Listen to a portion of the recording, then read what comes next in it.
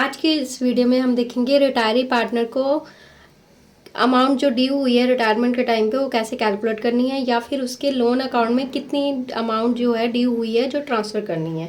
उसके लिए capital account prepare करना पड़ेगा उसका, और कैपिटल अकाउंट में कौन कौन सी आइटम्स क्रेडिट करनी है और कौन सी डेबिट करनी है वो जानेंगे हम, ताकि उसकी एक्चुअल अमाउंट कैलकुलेट करी जा सके जो रिटायरमेंट के टाइम पे उसको मिलेगी या देनी है। ओपनिंग बैलेंस ऑफ कैपिटल, उसकी कैपिटल का opening balance. Share of profit, किस चीज़ का? रिवैल्यूएशन का। रिवैल्यूएशन को profit and loss adjustment account भी बोलते हैं, तो ये चीज़ ध्यान में रखनी है। अगर क्वेश्चन में आपको आ जाए profit and loss adjustment account बनाना, इट मीन्स रिवैल्यूएशन अकाउंट बनाना। कोई रिजर्व है, एक्यूमुलेटेड प्रॉफिट है, उसका शेयर, गुडविल का शेयर, ये रिटायरी पार्टनर का कैपिटल अकाउंट की बात हो रही है। इवन सभी पार्टनर्स की यही एंट्रीज आएंगी, बट यहाँ पे पर्टिकुलर रिटायरी पार्टनर का मैं केस समझा रही हूँ आपको। तो share of profit till the date of retirement, retirement की डेट तक का प्रॉफिट उसका वो भी क्रेडिट होगा। उस डेट तक की till the date of retirement तक की उसकी कोई सैलरी अगर बनती है वो क्रेडिट।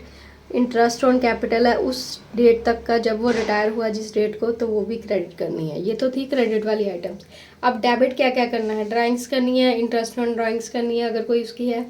एक्यूमुलेटेड लॉसेज में उसका जितना शेयर है वो भी डेबिट होगा। रिवैल्यूएशन का लॉस या profit and loss adjustment account का लॉस वो डेबिट होगा। क्रेडिट में से डेबिट माइनस करके जो अमाउंट आएगी वो एक्चुअल अमाउंट होगी ड्यू, जो हमने रिटायरी पार्टनर को पे करनी है या फर्म ने पे करनी है। और वो सारी अमाउंट, अगर क्वेश्चन साइलेंट है कि पेमेंट कैसे करनी है, तो उस केस में सारी की सारी अमाउंट उसके लोन अकाउंट में ट्रांसफ़र कर दी जाएगी। और लास्ट में जो बैलेंस शीट बनेगी उसकी लाइबिलिटीज साइड हम शो करेंगे बैलेंस शीट की। लोन अकाउंट जो भी रिटायर हुआ है, मान लो ABC 3 पार्टनर, C रिटायर हुआ है तो बैलेंस शीट में आ गया C's loan account, liability side. Entry इसकी आएगी लोन अकाउंट प्रिपेयर करने की या ट्रांसफ़र करने की। Retiree partners capital account debit to retiree partners loan account. यहाँ पे कैपिटल अकाउंट डेबिट हुआ है क्योंकि उसने एक तरह का लोन दिया है फर्म को, जो अमाउंट उसकी ड्यू थी। नेक्स्ट है पेमेंट ऑफ लोन अकाउंट। जो लोन अकाउंट बनाया उसकी पेमेंट दो तरीके से कर सकते हैं, या तो पूरी की पूरी अमाउंट पे कर दो उसको, या फिर इक्वल इंस्टॉलमेंट्स बना दो उस अमाउंट की।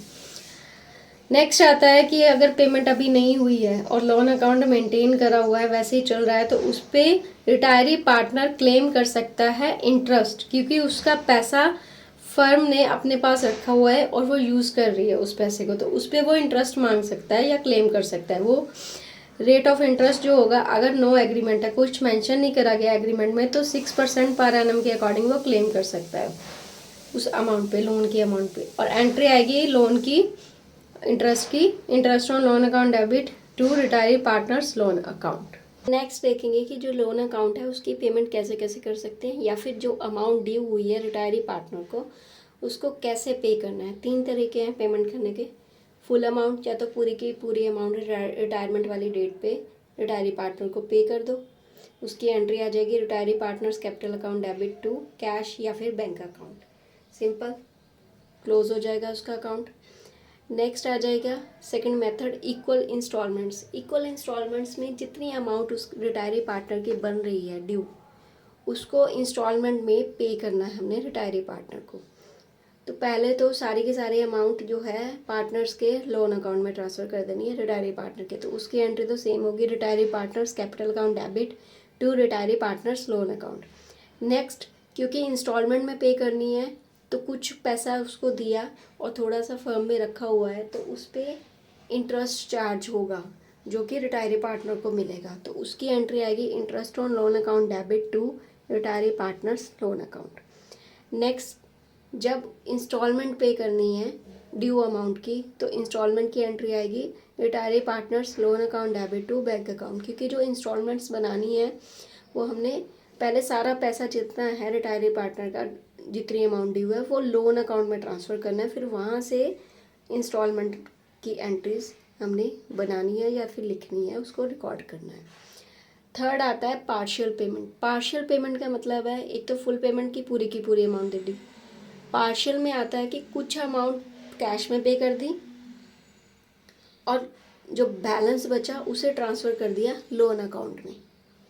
इसे बोलते हैं पार्शियल पेमेंट, मतलब आधी पेमेंट कर दी, आधी पेमेंट नहीं करी। 20,000 पे बने उसके, मान लो फॉर एग्जांपल, इतने तो कम बनते भी नहीं, 20,000 बने तो 10,000 उसको दे दिए उसी टाइम पे, और 10,000 उसके लोन अकाउंट में ट्रांसफ़र कर दिए कि बाद में देंगे, बाद में देखेंगे देना कैसे है।